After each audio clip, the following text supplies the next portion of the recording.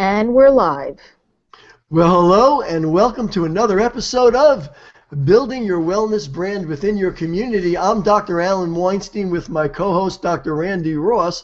We have a great show for you today. We're going to give our sponsors their due, and then we'll go from there. Today's episode is brought to you by Epic Consulting, making sure your electronic presence is all it needs to be. Let me see where I am here. Hang on, guys. There we go. Okay. And Community Wellness Day. Every great opportunity begins with the first step. Take that step with Community Wellness Day. The system, the official marketing program for healthcare professionals everywhere, and the VIP app, the only application that allows you to bring your live hangouts just like this one to the desktop, iPhone, and iPad of all those people that have you in their circles. Today we're going to talk about using press releases to elevate your success. I'm going to introduce Rob Burns. I've been fortunate to have been on two other hangouts with Rob Burns. Let me tell you a little bit about Rob. Number one, he's a serial entrepreneur. That's serial with an S, not cereal with a C. He's built from the ground up and runs several successful businesses like Banyan Publishing, a publishing and PR firm. He also, which is to me, this is fantastic. He actually was he won for the hot sauce the largest hot sauce competition in the world, and he literally leveraged that success into a nationally distributed hot sauce company. So for those people that like a little spice in their life, I think you're going to really like the show. Rob has, for the last 12 years, been a leading search engine optimization expert and internet marketer. He has most recently gone back to his PR roots and started prREACH.com, the world's first viral social media video press release company. And for transparency, I have switched over to using prREACH now for my own business, and literally we're going to be doing press releases through prREACH for all of our clients, so we're really excited about that. So, and one little tidbit here, one of his major accomplishments, since we're talking about all his major accomplishments, he once sneezed an entire beanie weenie through his nose and once made a horse faint in Costa Rica. So with that said, I'm going to turn it over to my co-host, Dr. Randi Ross. See, now this is one of those times we were just talking about in the green room when it's hard to follow Dr. Allen. But I want to say welcome to everyone. Dr. Randi here. Please let us know if you're watching this anywhere other than the VIP app. We're on our website, on Facebook, on YouTube, and Google. Let us know where you're hanging out from in the comments box. I'm hanging out from the Jersey Shore, and Dr. Allen joins us from the Berkshire Mountains. And I just want to take 1 minute, and then I don't want to take a lot of time. You know, Dr. Allen, as he said, is using Rob's product, prREACH, and he sent me a link one day. He said, you have to take a look at this. And I looked at it, and I mean, just taking a look at what they show you on the introduction on the website, it was really, really interesting to me. And then I was also on a hangout that Rob was on and really got a chance to hear a little more detail about what this was about.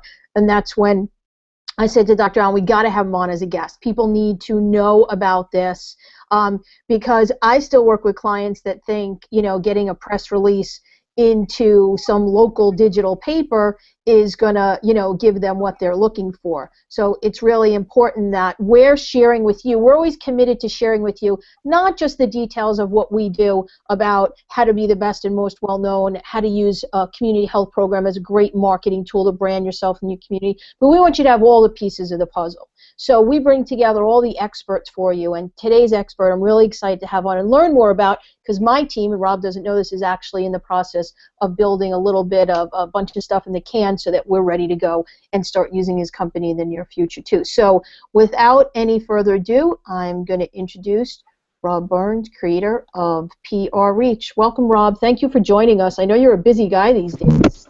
Hey, thanks for having me. Yeah, never too busy to hang out with you guys.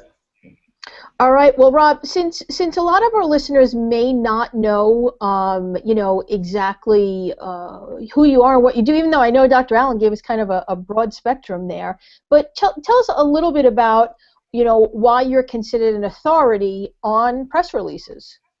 Sure. And it's probably a little bit of a story. So if you guys don't mind, about 5 minutes. But so kind of like what Dr. Allen was mentioning. So originally, we had a company called Banyan Publishing, and we specialized in marketing and PR for hotels and resorts, and it was a nationwide business, and we pretty much had all the major hotels sign on as clients, and we would do their sales materials, and we actually had like a 5,000 square foot printing plant. We would print all their collateral materials, and we handled their marketing and their PR. And when September 11th hit, it essentially every CFO from every hotel chain in the country called me up and said, hey, nobody's traveling, and there's we're all shut down, so cancel our contracts for a year. So essentially, I would say within 2 days, our business is gone, and it cost us just below 6 figures a month just to keep our doors open. So we just had to shut it down. So I had a little bit of time to kind of figure out what my next thing is. And one of the things is back in college, I used to take a semester or two off, and I would just go to Baja, just go surfing, and I would just kind of stay with families, and back then you could just literally get adopted. You just show up in a little village, and people will take you in and feed you, and it was pretty amazing. And one of the things I would always do is I would always buddy up with the mom and help cook and kind of get the rest see what different recipes they had going on. And so I started developing my own hot sauces, and then I got back and I would make them for friends, and then I kind of made my own versions and reworked them, and pretty soon I was making I was making them by the gallons, just giving them out to friends. And so when I shut down Banyan Publishing, a lot of people would say, well, you should start a hot sauce company, which sounds brilliant, but it's a little bit more than I bargained for. But so I did, and it was really more kind of a hobby / work thing. But I entered the International Scovia Awards, which was like this big giant hot sauce contest, and actually wound up winning it, and leveraged that into started doing getting hooked up with different distributors, and actually built it up into a national business. But while I was doing that, I decided to. It was just kind of really in the beginning, stages of people doing internet marketing, and so I started actually trying to sell it online. And this is so long ago that actually I didn't even know anything about shopping carts or any of that stuff. So people would literally mail me a check-in, and I would mail them a case of hot sauce back out, and that's how we got started. And then I started just doing SEO work and learning SEO, and wound up started ranking the sites. Like I ranked it for #1 for the key phrase hot sauce, and back then it wasn't that hard, and so people started asking me if I wound up selling that hot sauce company, and so people started asking me, hey, can you do that? What you did for your hot sauce company for my company. And so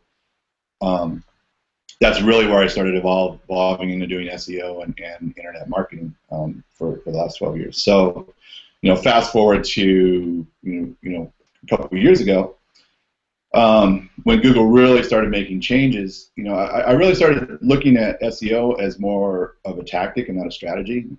And as far as building a business on a tactic, it's just not a good thing, because it's always changing. It's a moving target. You're kind of chasing your tail. And I like that, because I'm just super competitive, and I like kind of beating the system. But after a while, it just gets old, and I would figure something out, and I'd make a bunch of money, and then Google would plug that hole, and then I'd lose all that money, and so it averaged out. It averaged out. So I was just making a pretty good living, where sometimes I was making a ton of money, and then I'd lose a ton of money. So I really wanted to look at what's worked previously, and what is a sustainable business, and where is a vulnerability in a market. Those were kind of the 3 criteria that I looked at. And because the next thing I wanted to do is I wanted to run it like a business, like just like a brick and mortar business that just happened to be on the internet. And so press releases had always worked. It had worked, way back before SEO stuff, and if we have time, I can even give you a little story about my wife and how we used that for kind of an obscure business that nobody even heard of. So I worked before SEO, and then during, once things started taking off and online press releases really became prevalent, they worked as far as ranking sites and driving traffic and things like that. So, but I looked at all kind of the press release companies that are out there, and the challenge is it's almost like a publishing company where they are so kind of embedded in their technology, and they've been around so long, and it's really hard for them to be flexible and move and change with the technologies. And so that's kind of where the vulnerability part kind of came in. And so what I really looked at is like, what's out there now, what would make it different, and so then I decided to build a platform that's really super flexible, where if stuff works, then we'll add it on, and if stuff doesn't work, then we can get rid of it. And one of the things that I saw was video, because video, for a lot of reasons, and especially related to PR, is super powerful. And one of the reasons is because every press release company out there right now in the world, when you send out a press release, it's somebody talking about their stuff. They're talking about them.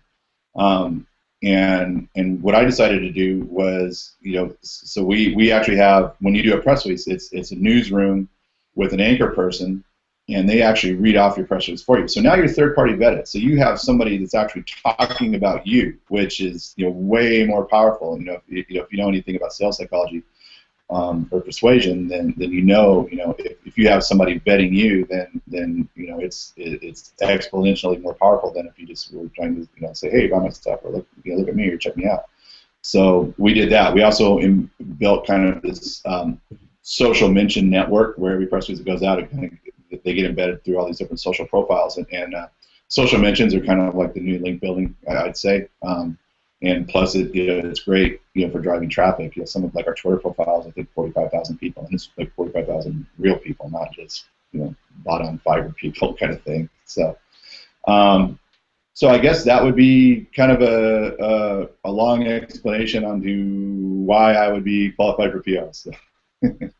And one of the things, I just kind of always assume that, I assume people don't know anything, and we want to make sure that, they're not lost in understanding the foundation of what we do. So for those, everybody knows that you should do press releases, but I think a lot of people that do them, especially if you're, a small kind of independent business owner or practitioner, you probably have somebody else do it for you.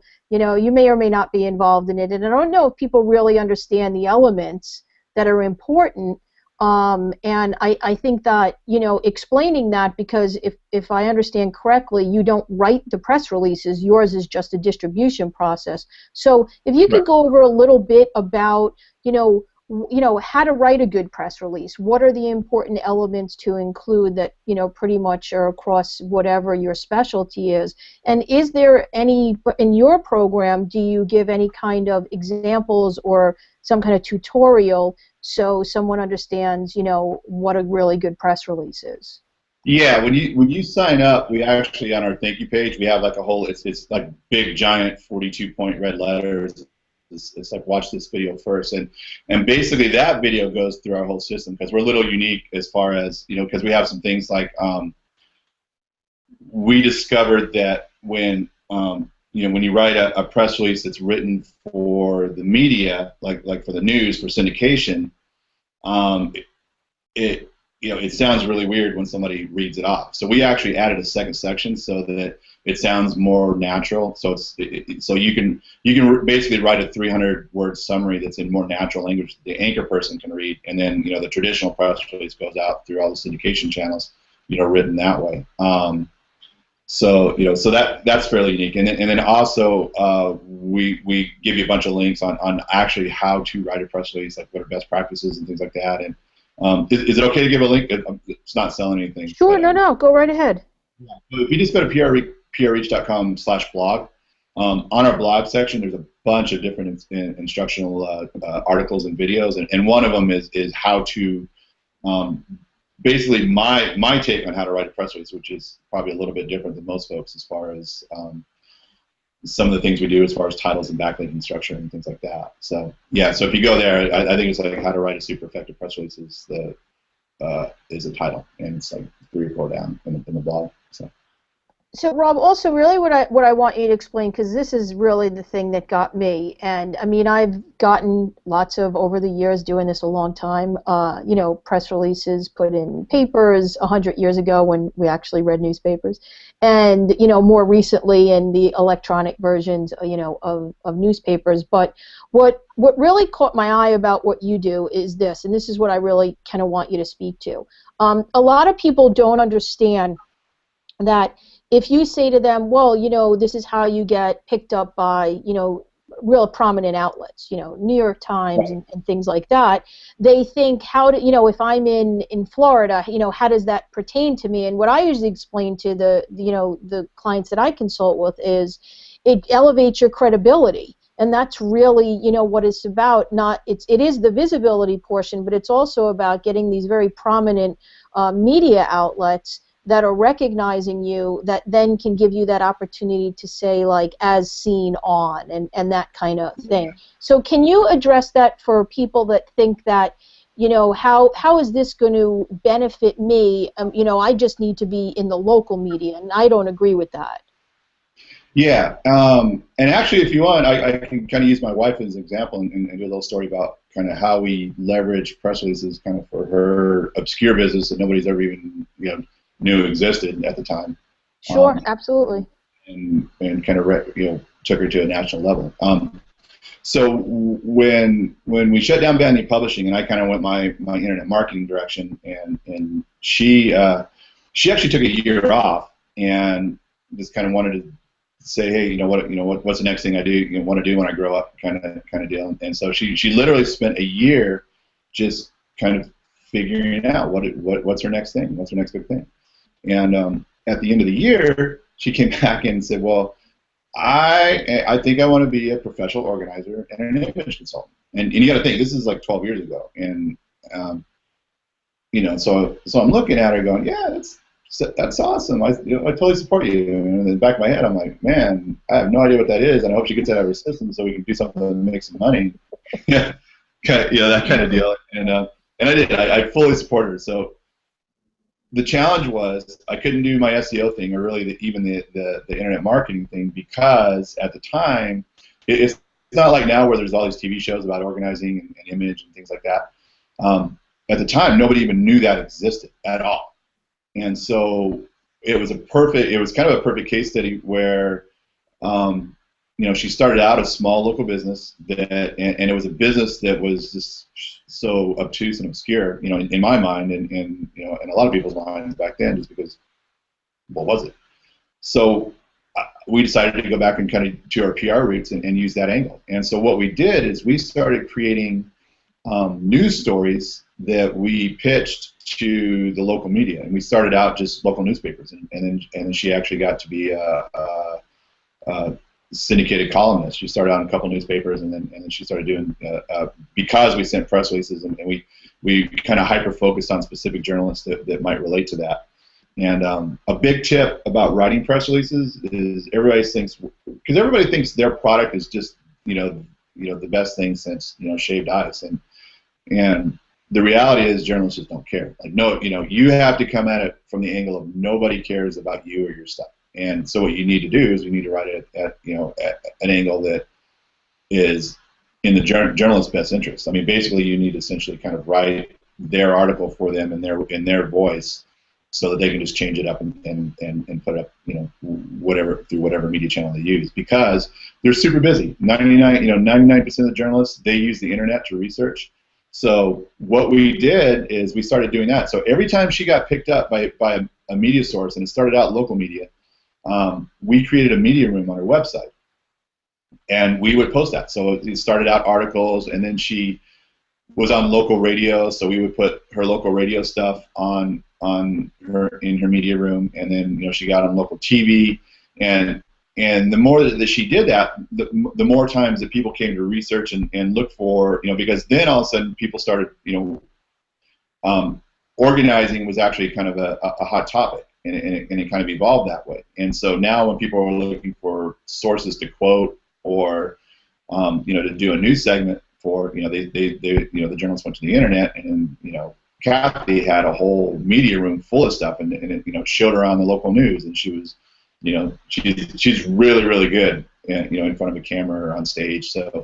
So they naturally would gravitate towards her just because they knew she's not going to freak out on TV or like me, just have massive 30-second long brain farts. So that actually kind of snowballed, and so we kept and we also would send in stories to the media, and basically we would do things like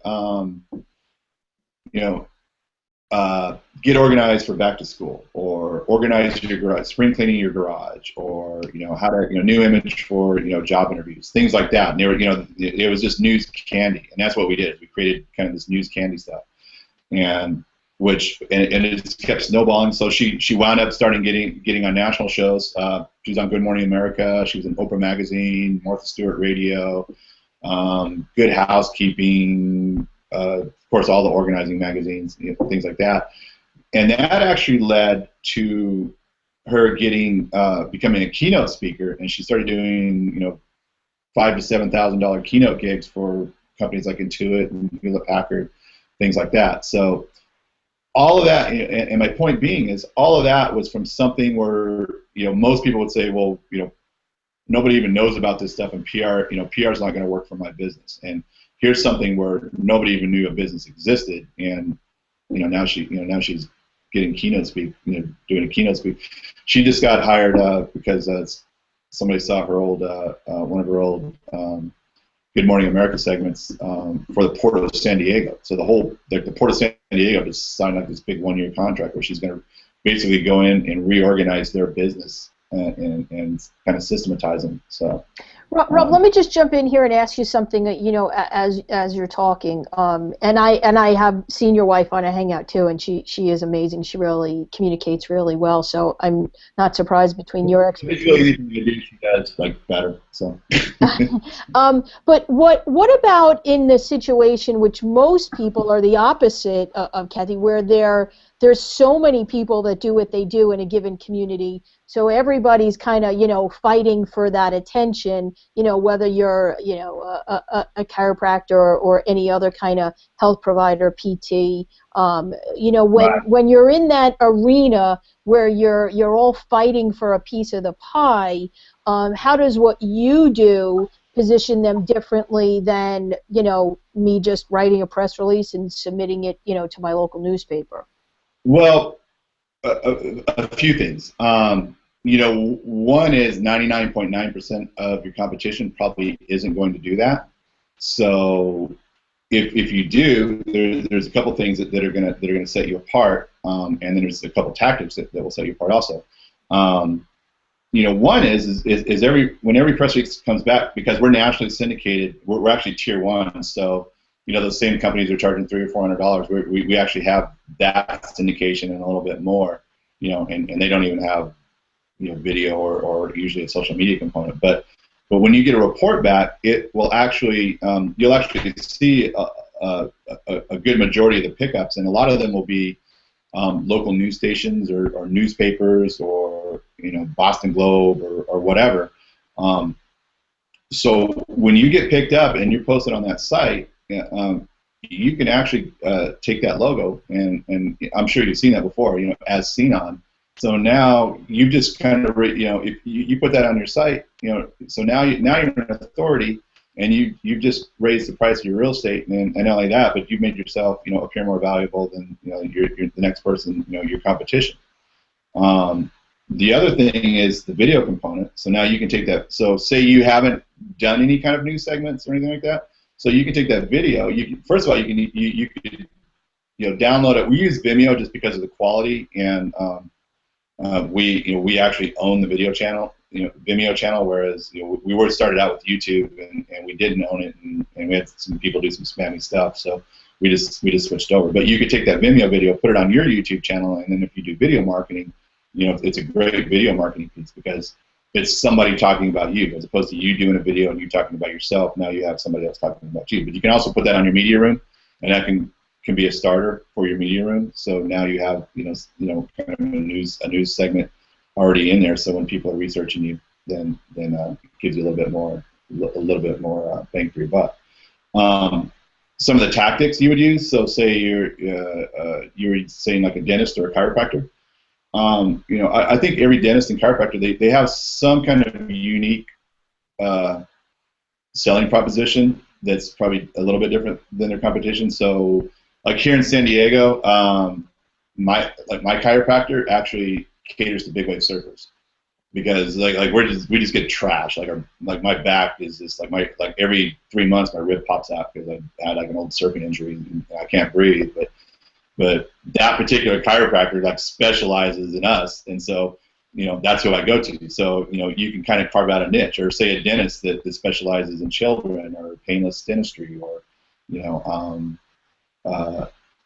holistic dentistry where you're removing mercury, things like that. So if you can find those kind of unique things and then craft a story around it, then you're really, and it's to your advantage, because I'm sure you don't want everybody, especially if you have kind of a specialized niche. Then now you can really kind of laser focus on the people that are really looking for what you do, and so that's probably the best way that you can kind of set yourself apart from the million other people. Could I jump in and ask a question, Rob? Sure. Let's say that I'm working with a local person, and it's one of my clients. I'm making the scenario up, but it'll still be applicable. I'm working with a local doctor, let's say, and they're doing a major event somewhere in their community, and maybe even they're going to be doing that event on a recurring basis. Let's say that one of our goals is to get them on Good Morning America in their local vicinity. And now I know that you can't say, well, if they do one of the prREACH press releases, they'll be on Good Morning America. But is there like a certain systematic approach? Hey, you want to do a PR press release? We want to do one every week for the next 6 weeks. We want to back that up with send out in your blog, once a week, post on Facebook. In other words, is there a system that gives you a better strategy that'll give you much more exposure? Because a lot of times a client, they'll do one press release and they'll feel like, oh great, I did a press release, now I'm done. Where isn't it much more of a, hey, you should be doing press releases about, I think you sent out, I don't know if that link is still available, 108 reasons to do press releases, which basically is, right? Basically is, you go have Mexican food, do a press release. You do this, right? Exactly. So talk about that a little bit. Yeah. So that's a good question. So how do you make it relate? I'm not sure if I quite got the question. So how do you make it relate to your business? Is that kind of what you're saying? No, the question is not how it relates to my business, someone else's. If someone has a strategy, they want to get as much publicity as possible in the shortest amount of time. Yeah. I mean, there is a chance if you send a press release out, there is a chance that the media is going to pick it up. But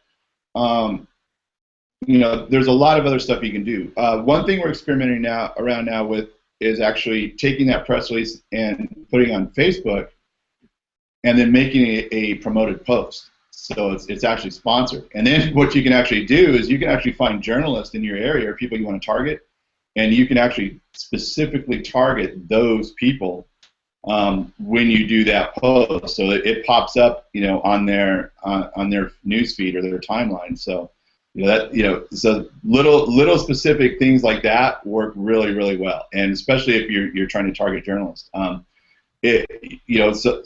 Some above and beyond stuff. There's a couple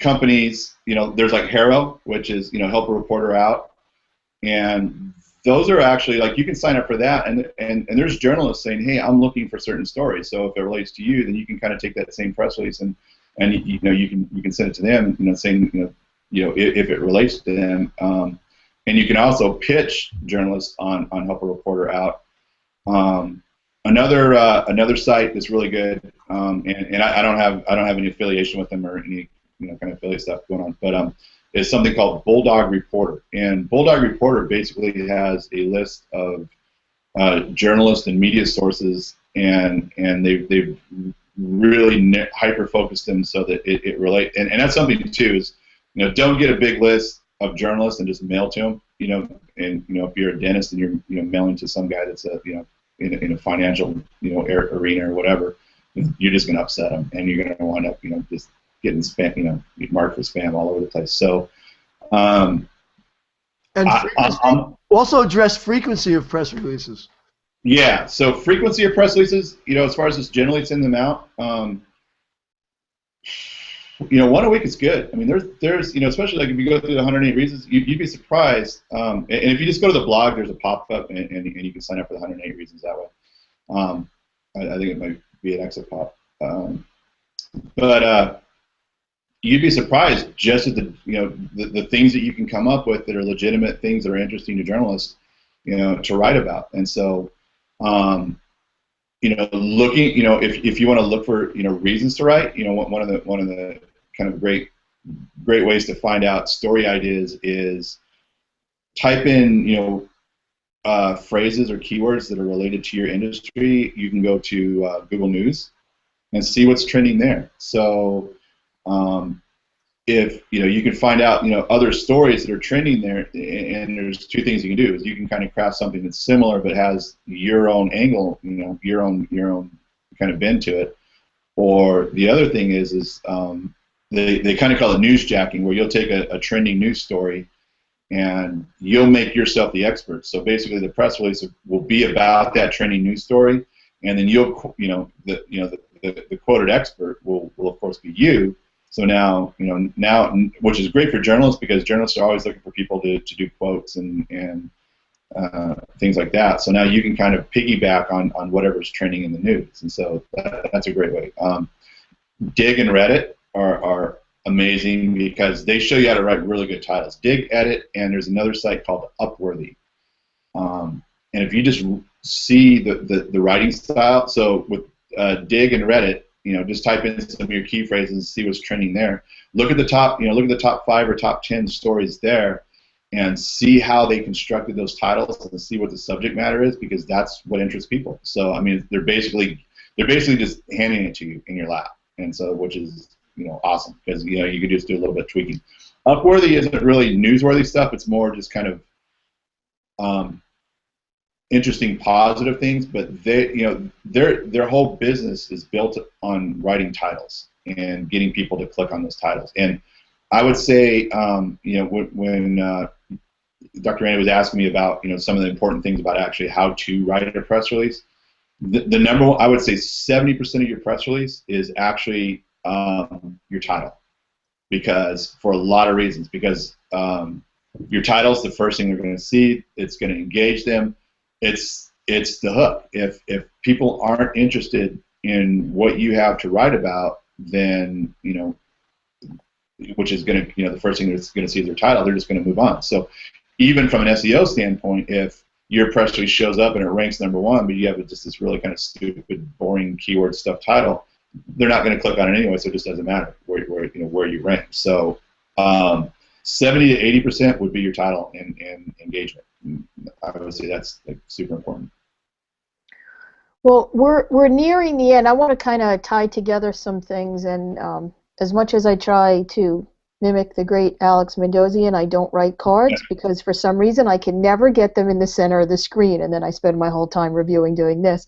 But anyway, a couple of the things that really jump out for me that you said, one of the last few things that you said was, I think people have a tendency to, and I know in the chiropractic profession and other health professions they do this, where they'll just buy a bunch of press releases that someone created and they just kind of like throw them out there randomly, where I'm always into maximizing efforts. That's basically everything that I teach. Mm-hmm. So if you spend a little bit of time finding out what people are actually reading about these days, what people are interested in, what the word is used, trending, then you've then maximized your efforts to find out, okay, I have a better chance of someone actually reading this and gaining some interest in it if I take a little bit of time to find out what people are looking for instead of just throwing it out there. So that's one Yeah. of the big things that jumps out at me. I think the other thing is people don't understand press releases as far as, like you said, once a week is ideal. I think they like send a press release, a couple of times a year, and they say, oh, well, that didn't work for me. It didn't, help me grow my business. And it's like any other marketing. You have to be consistent with it, and show up all the time. If you just show up every now and then, people are not going to view you as an authority. We actually had one of my old partners that started Community Wellness Day with me. He used to do press releases every week in his local community. 4 or 5 months into it, he was on the front page of his paper, and they were like, making him this hero because he had all this information that nobody else was submitting. It was really because he was consistent with it. And that's one of the other things that I think that people miss out on. And understanding video, that's why we're here doing this way and not doing a webinar, because we know what works today. So take the effort that you're putting in, or if you're hiring someone to do your press releases, and take a look at what Rob's doing, because it's really, in my post this week, I kind of made a little joke on the image that we create. I said, this ain't your grandpa's press releases.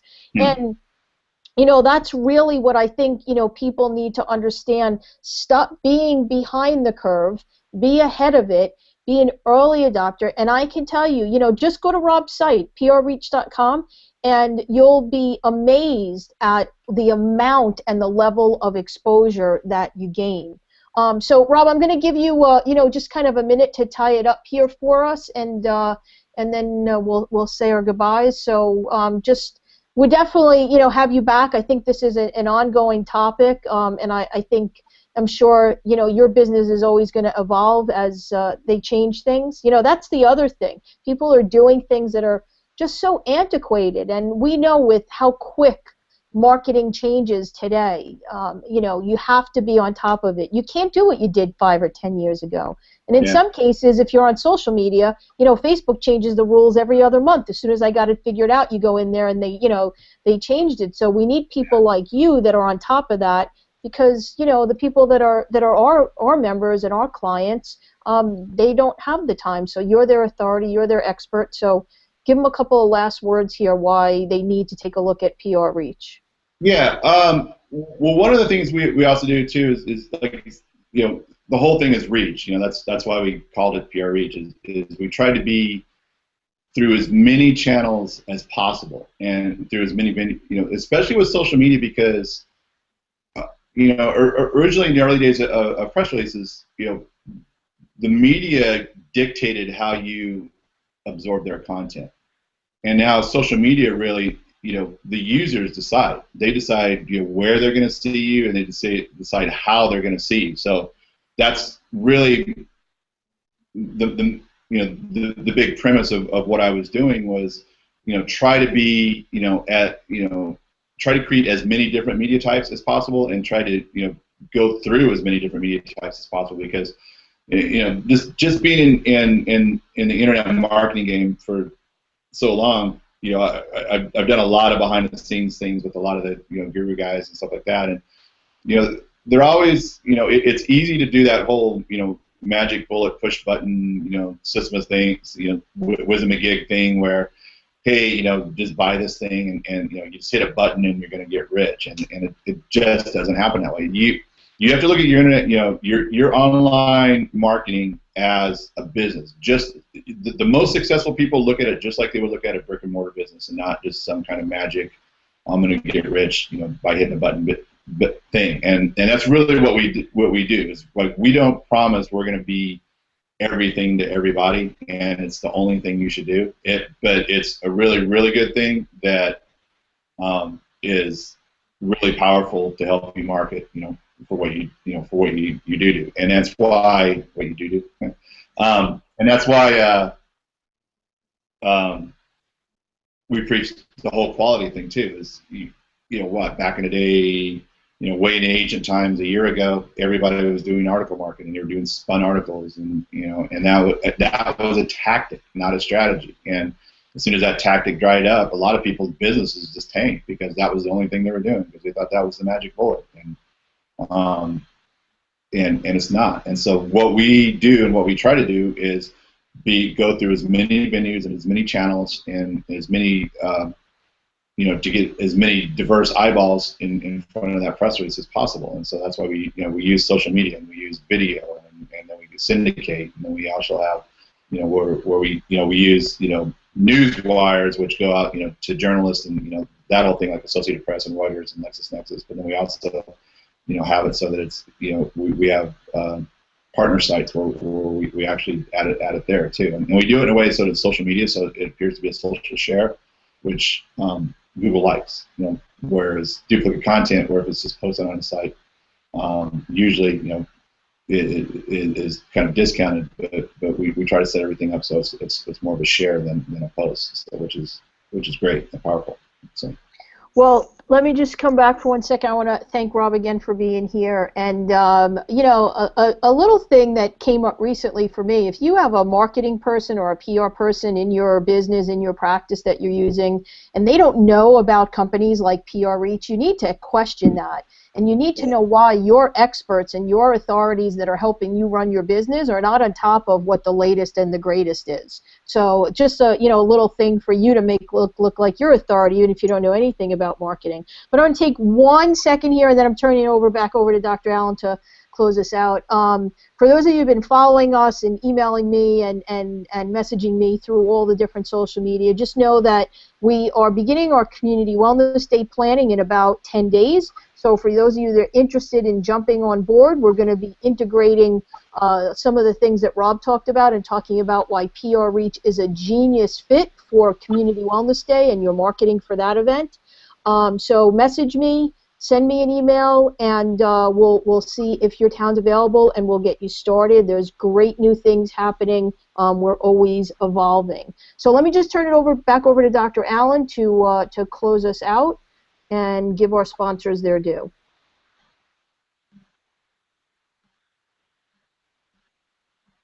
You've been listening to another episode of Building Your Wellness Brand Within Your Community. I'm Dr. Alan Weinstein with my co-host, Dr. Randi Ross. Today's episode was brought to you by Epic Consulting, making sure your electronic presence is all it needs to be. And Community Wellness Day, every great opportunity begins with the first step. Take that step with Community Wellness Day. The system, the official marketing program of healthcare practitioners everywhere, and the VIP app, the only application that allows you to bring your live hangouts just like this one to the iPhone, iPad, and desktop of all the people that have you in their circle. Special thank you to my good friend Rob Burns for another hangout with him. That was terrific. And on behalf of myself, Dr. Alan Weinstein, and Dr. Randi Ross, we'll look forward to seeing you next time. Bye, everybody.